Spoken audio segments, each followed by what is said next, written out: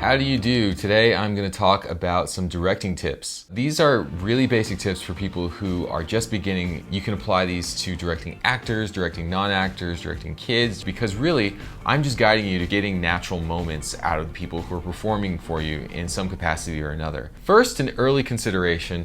Are you doing a project where the fourth wall is up or the fourth wall is down? And in case you're unfamiliar with the concept of a fourth wall, in filmmaking, the fourth wall is the barrier between the performer and the camera/audience.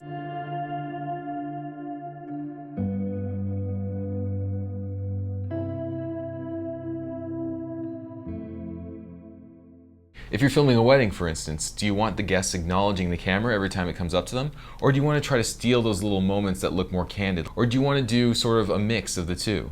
So the fourth wall is just a consideration that you're going to want to keep in mind, and it's something I'm going to be referring to occasionally throughout the tips.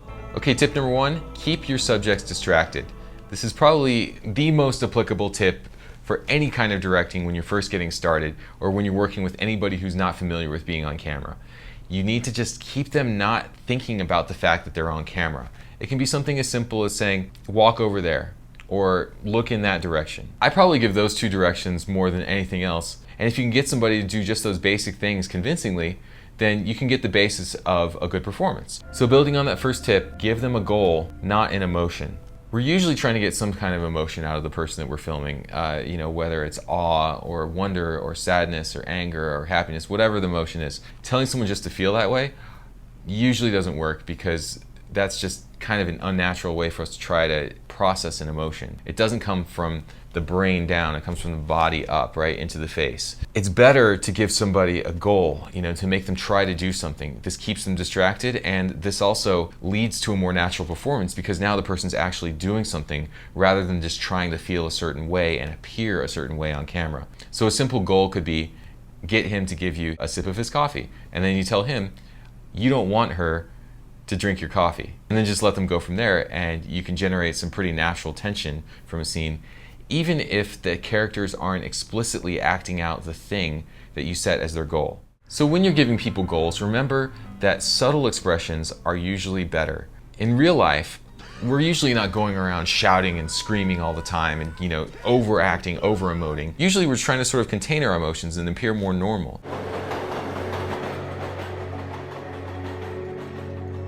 So if you were hoping, let's say, that somebody was going to have a bigger reaction to a fireworks display, but instead all you get is sort of their blank face looking up into the sky, maybe in post you could juxtapose that face with a shot of the fireworks going off.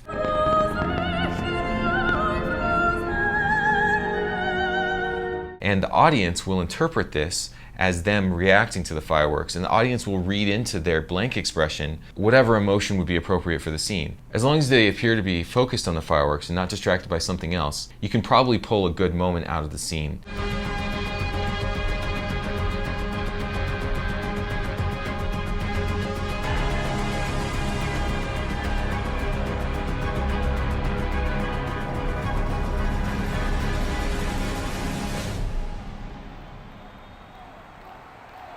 However, if you're trying to capture one of these special little moments, when in doubt, shoot in slow motion.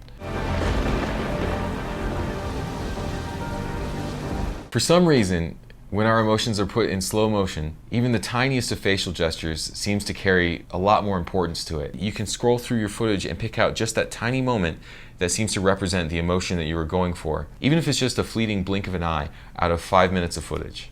Now here's a few more thoughts on the fourth wall. I like to keep the fourth wall up in my films for the most part, and when I take the fourth wall down, I like to make it a very intentional stylistic choice and make sure that the audience registers that I did that intentionally. I too am of that royal race. Even though I shoot a lot of documentary type subjects, a lot of live event type subjects, a lot of things where people are fully aware of the camera and they're staring at the camera all the time whenever I go around, I find ways to work around that. I use a lot of the directing tips that I just taught you to keep them from looking at the camera. And that way, when 90% of the footage has the fourth wall up, and then I just occasionally choose to do what I call a testimonial portrait where the person is acknowledging the camera, it has meaning. It seems intentional. It seems like an artistic choice.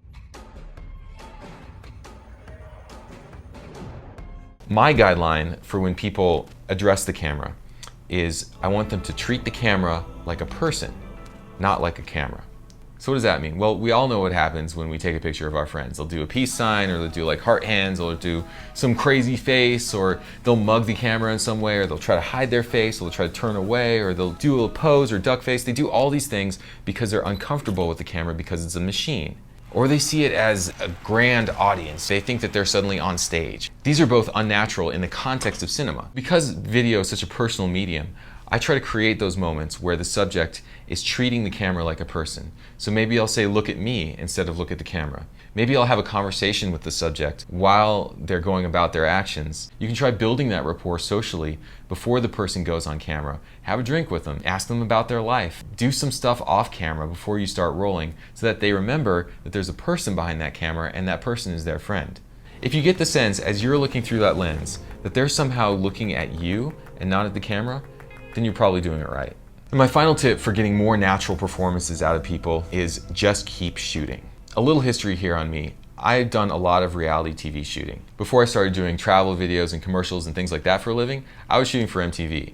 And I was out there filming people who did not want to be filmed or had never been filmed before, and it was rough. The number one way I got people to just relax, forget about the camera, and be themselves was to not give up. Sometimes it took 30 minutes of filming, sometimes it took an hour, sometimes it took 2 days. Eventually they just start being themselves. So if at first you're not getting the performance you want out of the person you're filming, and you think you can get away with just shooting some more and they'll tolerate it, try it. Try keeping the camera rolling in between takes if you're shooting a narrative. As long as you know the person will be okay with you using that footage, it's fair game to get the great shot however you want to get it. And a quick word about angles. If you're not sure what angle looks most natural, default to filming your subject at their eye level.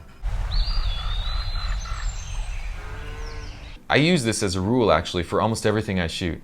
Person, animal, inanimate object. I usually try to film at what I consider to be the eye level of the subject. Don't film down on a baby from up above unless you're intentionally trying to create the impression that they are small. Don't film up on somebody who's taller than you unless you're intentionally trying to create the impression that they are large. If you're trying to just neutrally portray your subject, then film at the level of their eyes. Okay, that's all I got for now. I hope you enjoyed it. Please feel free to leave a comment and like this video if you enjoyed it. And of course, as always, subscribe. Thanks. I'll see you next time.